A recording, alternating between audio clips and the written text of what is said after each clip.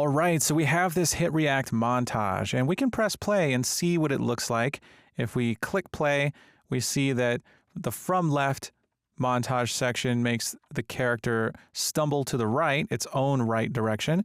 But if we play the from right, it stumbles the other way. Playing from front makes it stumble back, and playing from back makes it stumble forwards. And we'd like to start playing these montage sections. So the first step is actually playing a montage when the enemy gets hit.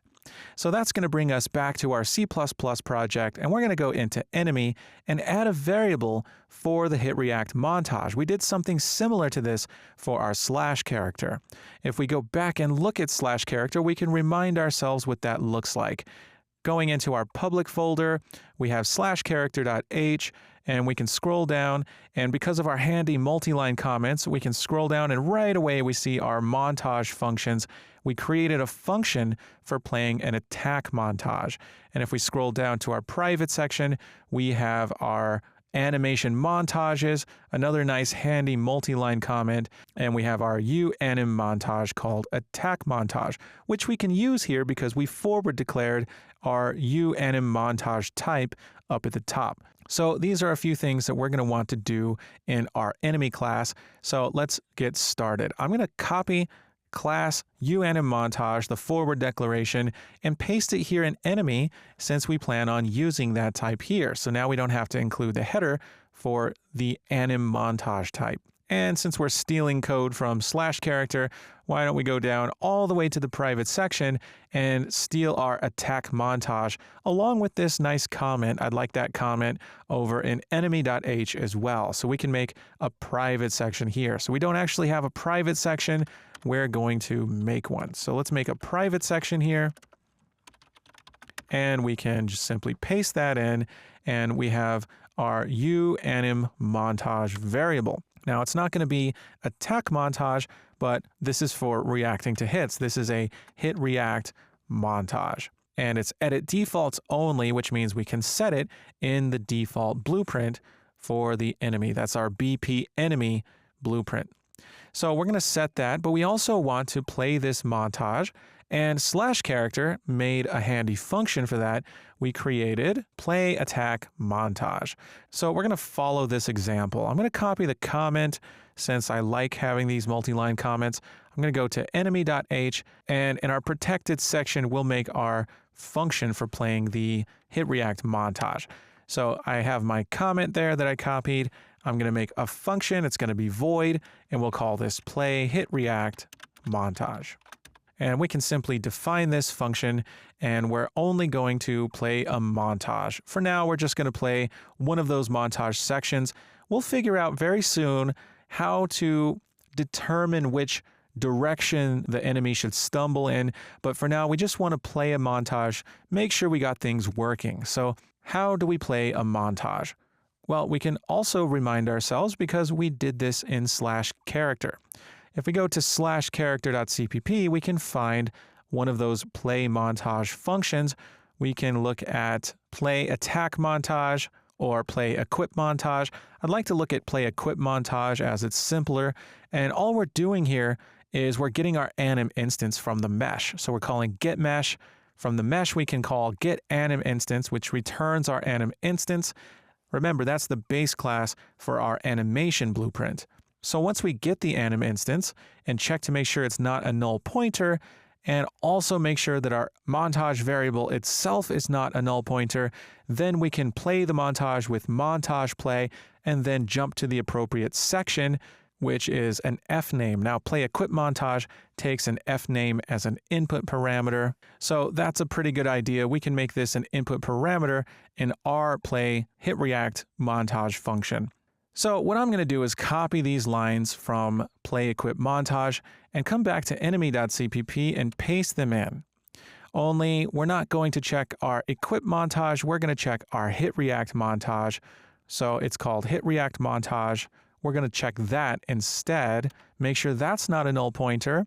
It will be null if we don't set this in the blueprint. So that's why we have to check this here. And once we check that, we're going to call montage play, passing in that hit react montage, and then we're going to jump to a section. And Jump to section takes the F name, that's the section name, followed by the montage. We're going to use hit react montage. And for the section name, I'd like to have an F name as an input parameter to play hit react montage. So let's go ahead and add one to that function. So here's play hit react montage. We can make an F name called section name. And just like we've done with our vectors, we could make this a const reference.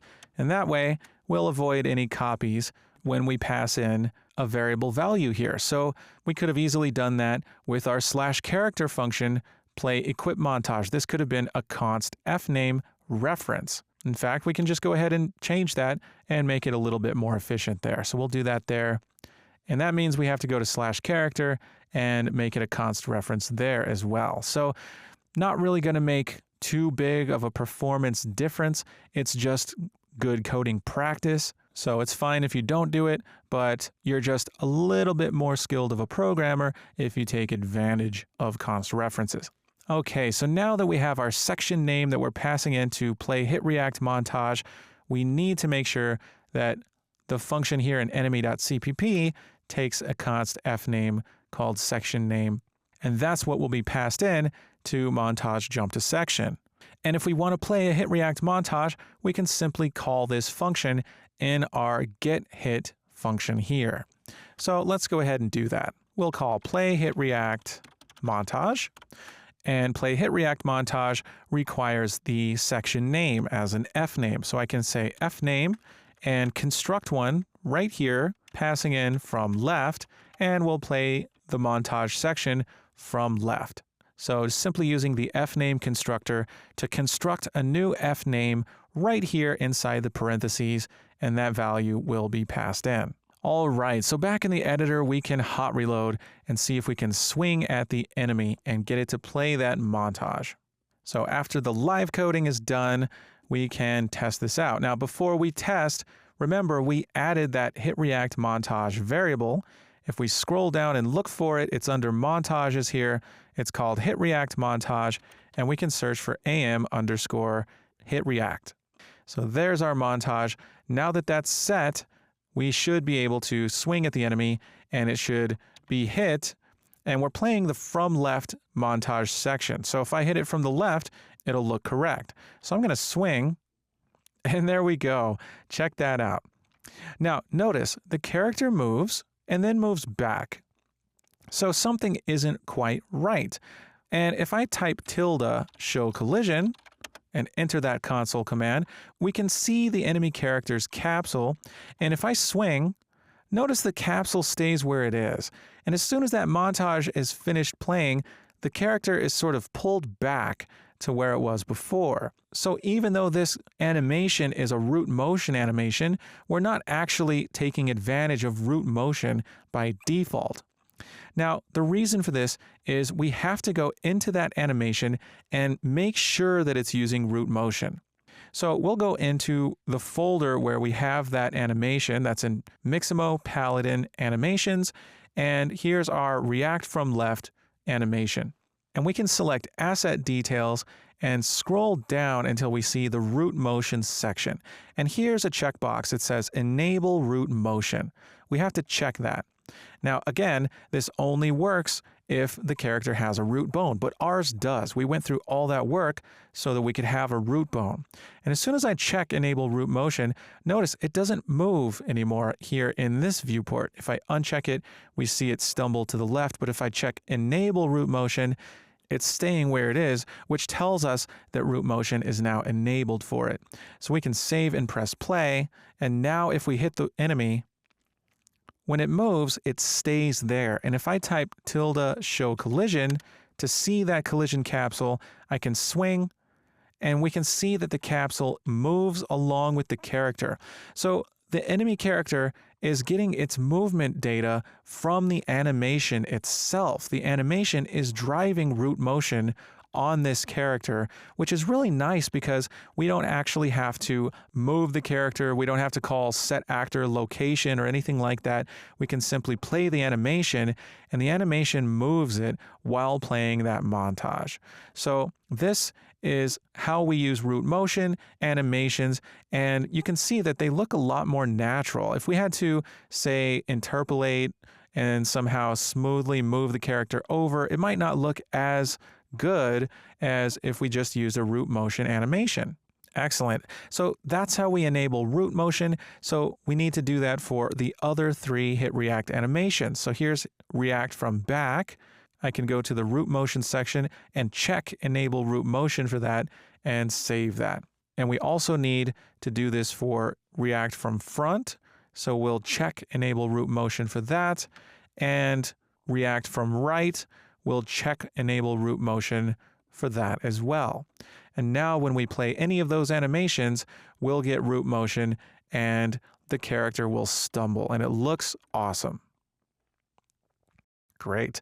All right, so the next step is to find out which direction we're getting hit from and play the correct hit react montage so that if I swing from this side, then the character will stumble that way and not this way, because it kind of looks funny if I swing from this side and the character stumbles into me like that. That's not natural. It looks good from this side, but not from that side. So our next steps are to do that, and that's going to involve a little bit more math, a little bit of trigonometry, but it's really easy to understand once you get the hang of it. And when you have directional hit react animations, your games will look a lot more natural and realistic. So this is going to be great. All right, I'll see you in the next video.